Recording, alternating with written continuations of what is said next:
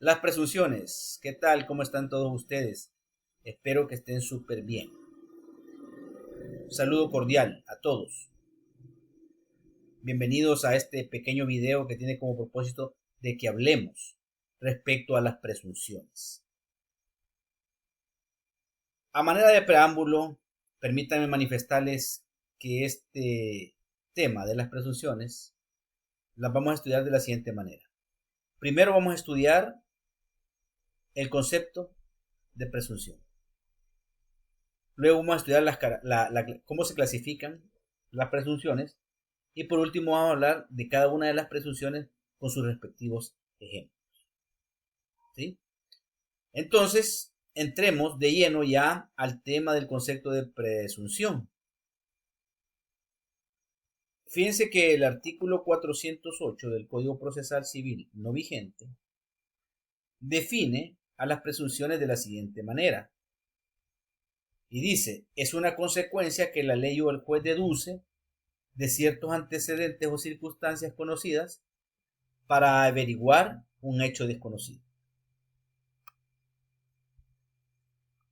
Santiago Garderes arguye que un personaje de nombre Lino Palacio sostiene una idea tradicional y al respecto dice que las presunciones son las consecuencias que la ley o el juez deduce de un hecho conocido para afirmar un hecho desconocido. Y un tercer concepto lo encontramos en el artículo 45 del Código Civil, que dice lo siguiente. Dice presumirse el hecho que se deduce de ciertos antecedentes o circunstancias conocidas. Así dice. Ahora, hagamos una pequeña reflexión con respecto a la temática. Me gustaría que ubiquemos en parangón los dos primeros conceptos.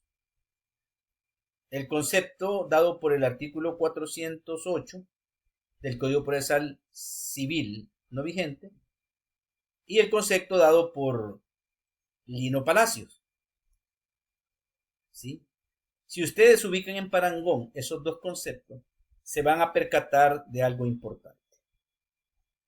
Es prácticamente el mismo concepto, solo que el primero habla de averiguar un hecho desconocido. Habla de averiguar un hecho desconocido. Y el segundo habla de afirmar un hecho desconocido. Entonces la pregunta es, ¿cuál de los dos conceptos vamos a adoptar?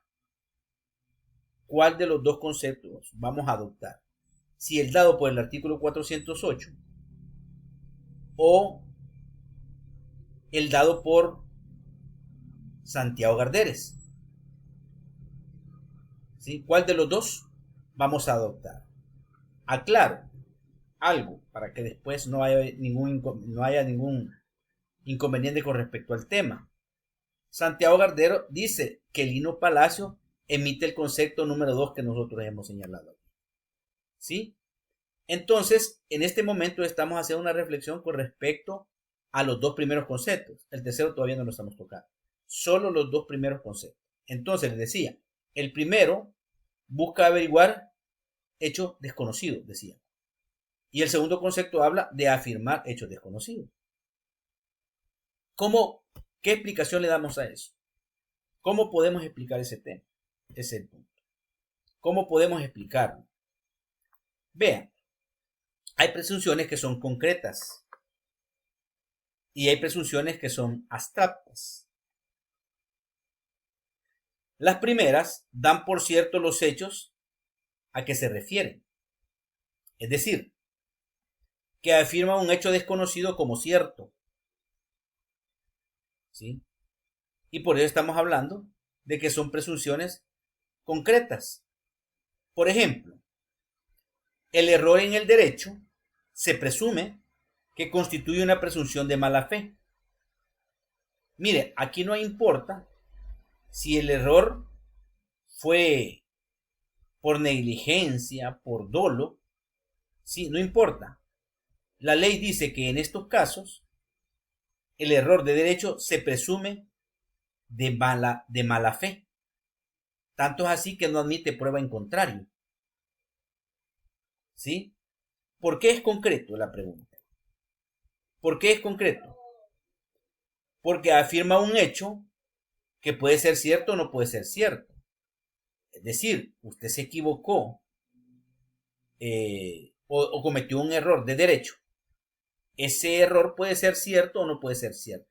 Pero independientemente de que sea cierto o no sea cierto, la ley lo presume como un hecho o una presunción de mala fe. De mala fe. Sí. Aunque usted se haya equivocado, pues sí, pero no lo hizo porque se quiso equivocar. Pero la ley lo presume de mala fe. No admite prueba en contrario. Por lo tanto, estamos hablando de una afirmación. La ley está afirmando que ese comportamiento se tiene que establecer mediante una presunción de mala fe. ¿Sí? Por eso es concreto. Ahora, abstracto. Abstracto. ¿Por qué vamos a hablar de una presunción en abstracto? Porque mire, en una presunción en abstracto lo que se pretende es averiguar, es decir, atendiendo a ciertos antecedentes, ciertas circunstancias, estos antecedentes y esas circunstancias lo van a permitir averiguar un hecho que desconocemos, ¿cierto? Por eso es abstracto, no es un hecho concreto. El ejemplo que poníamos en clase. No sé a dónde vive el susodicho. Lo único que tengo es una factura que me va a permitir averiguar a dónde posiblemente esta persona reside. Este individuo reside. Entonces ahí lo que hemos hecho es una averiguación. O sea, la presunción nos ha permitido tratar de averiguar a dónde reside esta persona, este individuo. ¿Sí?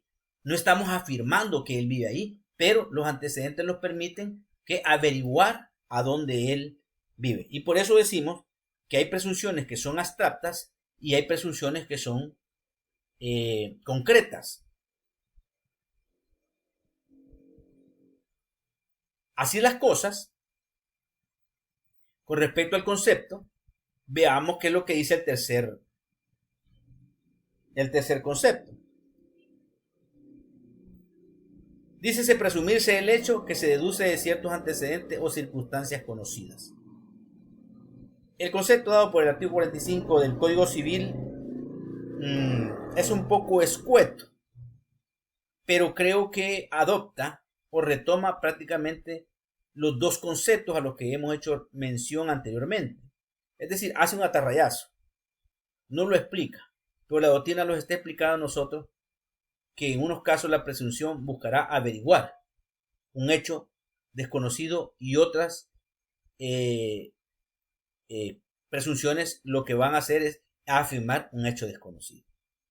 Sí, entonces creo que el concepto número 3 prácticamente no se extiende, por ahora digo que es algo escueto, no se extiende a hablar, pero creo que sí adopta las dos posiciones anteriores, la dada por el artículo 408 y la dada por Santiago Garderes.